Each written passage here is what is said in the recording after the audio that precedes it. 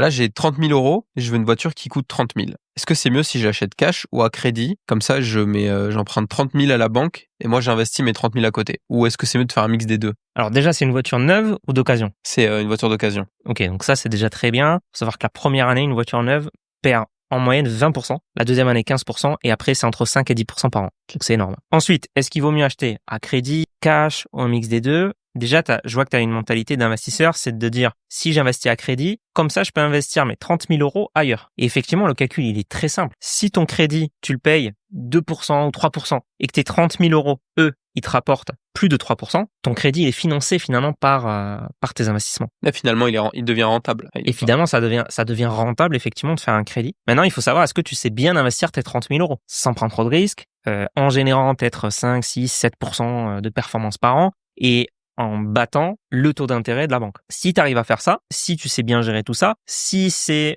OK avec ta tolérance au risque d'avoir un crédit, d'avoir des investissements à côté, tu vois, c'est une certaine responsabilité aussi. Je sais qu'il y a des profils qui seraient complètement averses à ça et qui se diraient « Ah non, moi je préfère l'acheter cash, au moins j'ai plus de problème ». Bah si tout ça, oui, clairement, financièrement, mathématiquement, ça peut être une très bonne opération que d'acheter à crédit. Maintenant, il faut bien faire son crédit. Il faut en général éviter les offres des concessionnaires LDD, LOA, etc., souvent avec des taux d'intérêt qui sont énormes. Et là, tes investissements, ils vont jamais réussir à rapporter plus que ce que tu payes en intérêt. Voilà, faut avoir un bon crédit à un taux d'intérêt modéré, le plus faible possible, savoir bien investir ton cash à côté. Et là, clairement, ça peut être très intéressant. T'es toujours pas abonné alors que je parle d'investissement tous les jours, donc abonne-toi pour améliorer tes finances et appliquer des stratégies simples et efficaces.